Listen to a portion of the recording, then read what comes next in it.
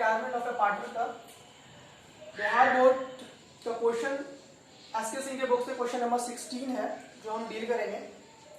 Question है basically, इस question में जनरल एंट्री पास करने बोल रहा है, ठीक है।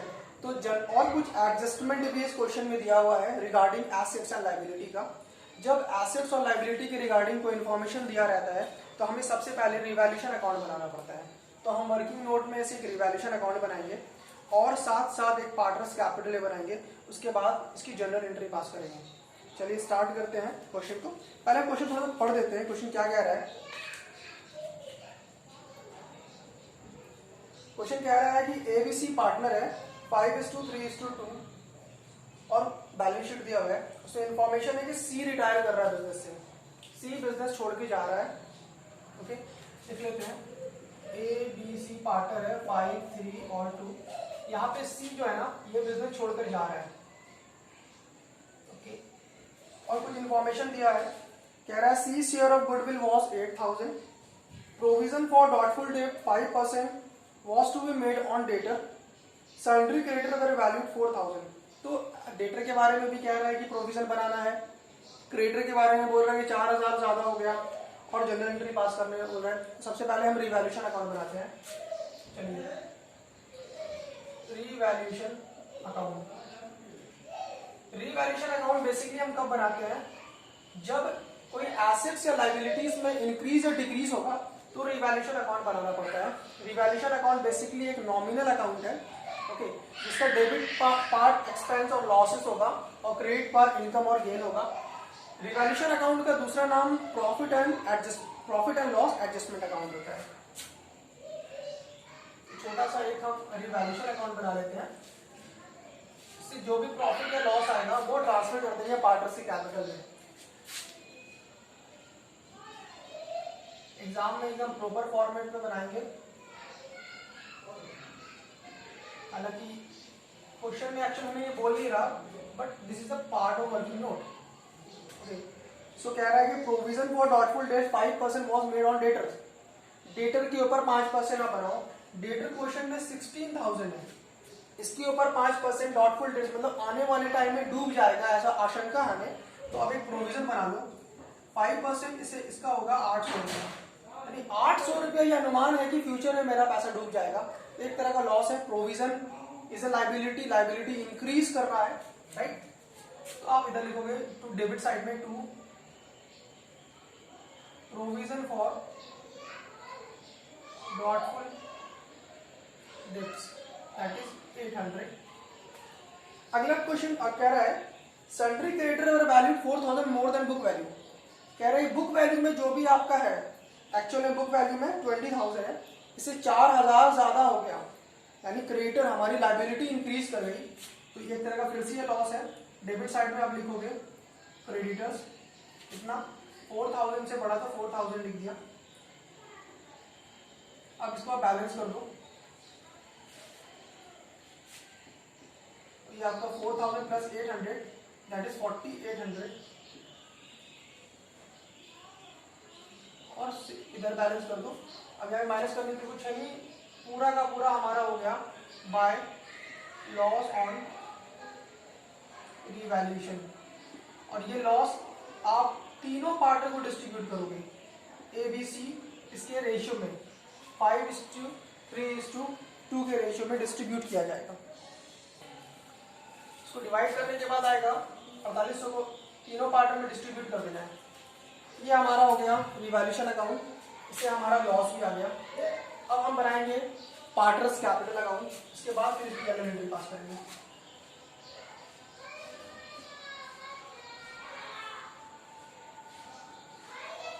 तीन पार्टनर है, तीन खाता खोलना है, तीन अकाउंट।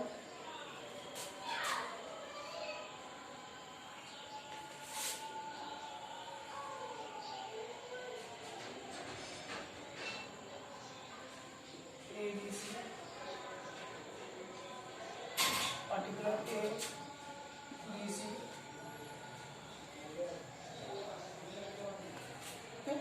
सबसे पहले आपको इसका कैपिटल लिखना है, पुराना कैपिटल बाय बैलेंस बीडी जो कि ए का 1 लाख रुपीज है, बी का 70,000 रुपीज है और सी का 50,000 रुपीज है। ओके, 50,000। बैलेंस शीट में अगर कोई तरह का जनरल रिजर्व होगा या कोई तरह का भी रिजर्व होगा तो वो ट्रांसफर कर देंगे क्रेडिट साइड में, बट इस क्वेश्चन में कोई तरह का रिजर्व है नहीं। ओके, अब ये लॉस को ट्रांसफर करना है। ये लॉस इस तरह आ जाएगा डेबिट साइड में, टू रिवैल्यूएशन अकाउंट लॉस 24001440,960। ठीक है, इंफॉर्मेशन में और दिया है C share of goodwill was 8,000। सी का शेयर, गुडविल का शेयर जो कि 8,000 रुपया है। हमें पता है कि जब एडमिशन होता है पार्टनर का तो वो पीएफजी लेकर आता है, यानी गुडविल लेकर आता है, और जब पार्टनर बिजनेस छोड़कर जाता है तो वो गुडविल लेकर जाता है, राइट। जब आता है तो सैक्रिफाइसिंग पार्टनर के लिए लेकर आता है, और जब जाता है तो इसे जो गुडविल देगा वो कौन देगा? गेनिंग पार्टनर देगा। तो इस क्वेश्चन में बिल्कुल आसान भाषा में लिखा है कि एबीसी पार्टनर है 5, 3, 2 और सी जा रहा है, दैट्स मीन इसकी इन लोगों का न्यू रेशियो जो हो जाएगा वो 5:3 हो जाएगा, और इन लोगों का गेनिंग रेशियो भी 5:3 हो जाएगा, राइट। मतलब जो पार्टनर जा रहा है उनका गेनिंग रेशियो कितना है? 5:3। मतलब ये 8,000 जो डिस्ट्रीब्यूट होगा वो ए और बी देगा सी को, किस रेशियो में? 5:3 के रेशियो में। तो इसका मतलब 5,000 रुपया ए देगा और 3,000 रुपया बी देगा, ठीक है। तो ये सी को मिल रहा है तो क्रेडिट कर देंगे सी अकाउंट में, बाय कौन दे रहा है? ए दे रहा है तो ए कैपिटल, सी ए कितना दे रहा है? सी को 5,000 दे रहा है, और कौन दे रहा है? बी दे रहा है, तो बाय बी कैपिटल कितना? 3,000 रुपया। और इसका जस्ट रिवर्स एंट्री भी डेबिट साइड में होगा, टू सीज कैपिटल। ए कितना दिया अपने खाते से? 5,000 दिया, और बी कितना अपने खाते से दिया? 3,000 रुपया दिया। क्लियर है? अगर इसकी हम छोटी सी जनरल एंट्री यहाँ पास कर ले तो एंट्री बन रही थी ए कैपिटल, हालांकि अभी एंट्री करेंगे हम लोग, लेकिन छोटा सा एंट्री करके इसका हम दिखा देते हैं कि कैसे हम लोगों ने इसको ट्रांसफर किया लेजर में। तो सीज कैपिटल 5,000, 3,000, टोटल 8,000। अब देखिए यहाँ पे क्या हो रहा है, ए और बी दोनों किस पोजीशन पे है? डेबिट पोजीशन पे है। ये अपना फ्रेंड बना लिया सी को, और खुद डेबिट में रहता है तो फ्रेंड को कहाँ लेके जाएगा? डेबिट में। तो अपने फ्रेंड को डेबिट में ले आया और अपना अमाउंट 5,000 और 3,000 ले दिया, राइट। अब आते हैं सी की तरफ। सी खुद रहता है क्रेडिट साइड में, सी खुद क्रेडिट में है। इन लोगों का फ्रेंड कौन बन गया? ए और बी। जब भी याद रखिएगा फ्रेंडशिप हमेशा अपोजिट होगा, डेबिट क्रेडिट वाले से करे, क्रेडिट डेबिट वाले से करेगा। तो ए और बी से फ्रेंडशिप कर लिया, सी खुद क्रेडिट में रहता है और अपने फ्रेंड को, ए और बी को, अपने फ्रेंड को दोनों को क्रेडिट साइड में ले आया और दोनों को अपने अकाउंट में अमाउंट डाल दिया। ए से कितना लिया? 5,000, बी से कितना लिया? 3,000। तो इसकी पोस्टिंग हो गई, राइट। और यहाँ पे कोई तरह का जनरल रिजर्व अगर कुछ है नहीं तो यहाँ पे आके हम लोग यहाँ पे बुक बंद कर देंगे, ठीक है।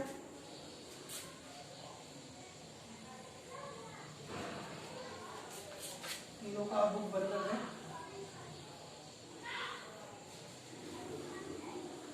इसका हो गया 1 लाख, इसका हो गया 70,000, और इसका आपको होगा 58,000। जो अमाउंट वहां लिखोगे आप सेम अमाउंट यहाँ लिखना है। फिर आपको इस अमाउंट से इन लोगों का माइनस कर देना है, ठीक है। पहले आप जो पार्टनर जा रहा है पहले उसका काम कर लेते हैं। सी जा रहा है 58,000 माइनस 960, आपका हो जाएगा 57,040, राइट। इस क्वेश्चन में कुछ नहीं कह रहा था कि सी जब पार्टनर जा रहा है तो उसको क्या करना है, पेमेंट करना है या क्या करना है। क्वेश्चन कुछ नहीं कह रहा, तो जो भी बैलेंस फिगर आया है इसे आप लोन में ट्रांसफर कर दोगे, सीज लोन अकाउंट में ट्रांसफर कर दोगे इसका बैलेंस, अगर क्वेश्चन में स्पेसिफिक बोलेगा कि जो पार्टनर जा रहा है उसको पेमेंट कर दिए, तो यहां पे होगा टू बैंक, राइट। क्वेश्चन कुछ नहीं कह रहा, question is silent about payment, that's mean इसका पेमेंट हम क्या करेंगे, इसको क्या करेंगे, इसके लोन अकाउंट में ट्रांसफर कर देंगे और ये लोन अकाउंट बैलेंस शीट के लायबिलिटी साइड में शो होगा। क्लियर है बात। सी का काम हो गया। अब बचा ए और बी, तो ए और बी को माइनस करके हम लोग इसका रिजल्ट निकाल लेते हैं, ठीक है। तो 1,000 सॉरी 1 लाख माइनस 5,000 माइनस 2,400, इसका आ गया 92600 और बी का हो जाएगा 65560। तो इन लोगों का बैलेंस जो होगा वो होगा बैलेंस सीडी।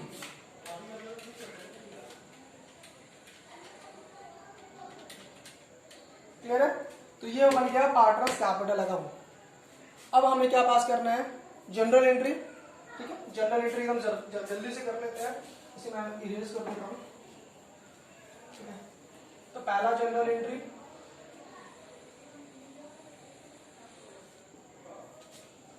रिवैल्यूएशन की जनरल एंट्री पास कर लेते हैं।